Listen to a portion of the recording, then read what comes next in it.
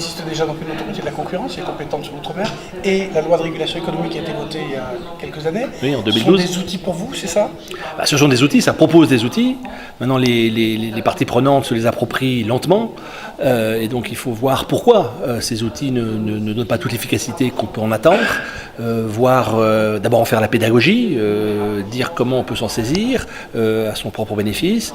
Et puis, une fois qu'on sait s'en saisir, voir qu'on est saisi, quand ça ne rend pas autant que ce qu'on attend, voir comment on peut rendre tout ça plus efficace. Il y a des négociations dans le cadre du BQP, il y a des choses comme ça, donc qui sont en cours et qui vont bientôt être achevées.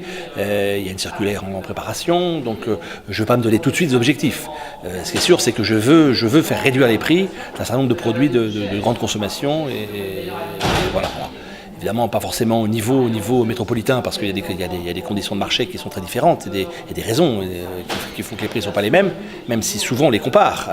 Mais en tout état de cause, obtenir des réductions de prix et surtout savoir pourquoi on ne les obtient pas et pourquoi les prix restent plus hauts. C'est ce qu'on doit aux consommateurs ultramarins, on leur doit des réponses et des rassurants sur le fait qu'on sait pourquoi les prix sont plus élevés.